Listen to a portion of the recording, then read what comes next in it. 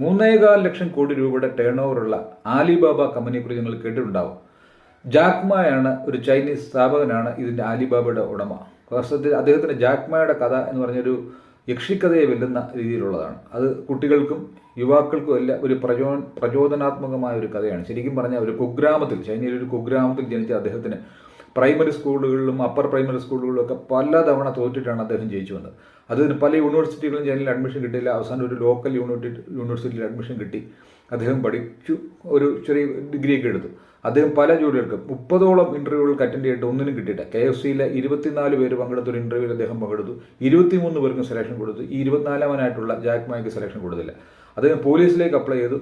പോലീസിലേക്ക് apply ചെയ്തിട്ട് പൊക്കം ഇല്ല എന്ന് പറഞ്ഞ് പോലീസിൽ നിന്നും റിജക്ട് ചെയ്തു. അങ്ങനെ റിജക്ഷൻ്റെ ഒരു പടുകുഴിയിലാണ് അദ്ദേഹം. പിന്നെ അവസാനം ഉപജീവനത്തിനായിട്ട് അദ്ദേഹത്തിൻ്റെ കുഗ്രാമത്തിൽ നിന്ന് കുറച്ചകലെ സൈക്കിൾ ചവിട്ടി അടുത്ത് കുറേ ദൂരം ചവിട്ടി കഴിയുമ്പോഴത്തേക്ക് ഒരു 5 സ്റ്റാർ ഹോട്ടലുണ്ട്. അവിടെ അനേകം വിദേശ ടൂറിസ്റ്റുകൾ വരും.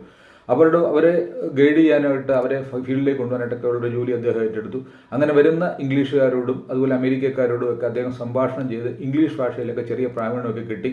അവസാനം അദ്ദേഹത്തിന് ഈ ഇംഗ്ലീഷ് പ്രാവീണ്യത്തിൻ്റെ വെളിച്ചത്തിൽ ഒരു ചൈനയിൽ ഒരു ചെറിയ ഇംഗ്ലീഷ് ടീച്ചറായിട്ട് അദ്ദേഹത്തിൻ്റെ ജോലി കിട്ടുകയാണ്. അങ്ങനെ ഇരിക്കുമ്പോൾ ഇംഗ്ലീഷ് ടീച്ചറായിട്ട് പ്രാവീണ്യം കിട്ടിക്കഴിയുമ്പോഴത്തേക്ക് അദ്ദേഹത്തിന് അമേരിക്കയിലേക്ക് പോകാനൊരു ചാൻസ് വരികയാണ്.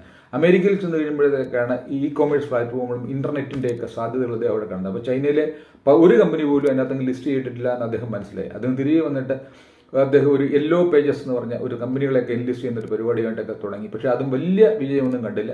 പിന്നെ അദ്ദേഹം അത് ഒരു 18 പേരെ കൂട്ടിക്കൊണ്ട് ഒരു ആലിബാബ എന്നൊരു കമ്പനിക്ക് ഫോം ചെയ്തു. 24 മണിക്കൂർ വർക്ക് ചെയ്യാൻ ഡെഡിക്കേറ്റ് ചെയ്തുകൊണ്ട് അതിനകത്ത് സൈക്കോളജിസ്റ്റുകളുണ്ട്, ബിസിനസ് ആൾക്കാരുണ്ട്, ടീച്ചേഴ്സുണ്ട്, അങ്ങനെ വിവിധങ്ങളായ ലോയേഴ്സുണ്ട്. അങ്ങനെ വിവിധങ്ങളായ ശ്രേണിയിലുള്ള 18 പേരെ ചേർത്തുകൊണ്ട് 24 മണിക്കൂർ വർക്ക് ചെയ്തുകൊണ്ട് ടെക്നിക്കൽ നോളജുള്ള ചിലരെയും കൂടെ കൂട്ടിക്കൊണ്ടൊരു ഇ-കൊമേഴ്സ് പ്ലാറ്റ്ഫോമായി ആലിബാബ രജിസ്റ്റർ ചെയ്യും. അത് ചൈനയിൽ അത് eBay എന്നൊക്കെ പറഞ്ഞ കുത്തോ-ഭ്യൂമന്മാരോടെല്ലാം എതിരിട്ട് അത് ജയിച്ച് ലോകവ്യാപകമായിട്ടൊരു ഇ-കൊമേഴ്സ് പ്ലാറ്റ്ഫോമായി. അതിനകത്ത് പല വ്യവസായങ്ങളും അതിൻ്റെ സബ്സിഡറി ആയിട്ട് ലോകത്തിൻ്റെ നാനാഭാഗങ്ങളിലുണ്ട്. ആലിബാബ ഇപ്പോൾ ആലിബാബ കമ്പനി ഫിലാന്ത്രോപ്പിക് പ്രവർത്തനങ്ങളിലൊക്കെ ഒരുപാട് ഏർപ്പെടുന്നുണ്ട്.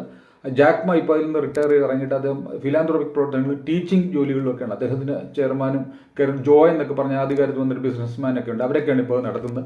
അദ്ദേഹത്തിൻ്റെ കഥ ഇങ്ങനെ തുടർന്നു. അദ്ദേഹം അത് ഒരു അതിശയകരമായ ഒരു കഥയാണ്. 3.3 lakhs കോടി രൂപ ഉള്ള ഒരു കമ്പനിയായിട്ട് അതിനെ വളർത്തിയെടുത്തു. അദ്ദേഹം ഒരു നിസ്സാരനായ വ്യക്തിയാണ്. ഒരു ടെക്നിക്കൽ നോളജ് ഇല്ലാത്ത ഒരു വ്യക്തിക്ക് ഇത്രമാത്രം കാര്യങ്ങൾ ചെയ്യാമെങ്കിൽ നമ്മൾ ഒന്നോ രണ്ടോ പരാജയങ്ങൾ വരുമ്പോൾ തളർന്നു പോകുന്ന ആൾക്കാർ ജാക്മയുടെ കഥയും അദ്ദേഹത്തിൻ്റെ ബയോഗ്രഫിയും തീർച്ചയായിട്ടും വായിച്ചിരിക്കേണ്ടതാണ്. അദ്ദേഹത്തിൻ്റെ കമ്പനികളെല്ലാം തന്നെ ലോകത്തിലുള്ള എല്ലാ ഷെയർ കമ്പനികളിലേക്ക് ഹയറായിട്ടാണ് അദ്ദേഹത്തിൻ്റെ കമ്പനി എപ്പോഴും ലിസ്റ്റ് ചെയ്യുന്നത്.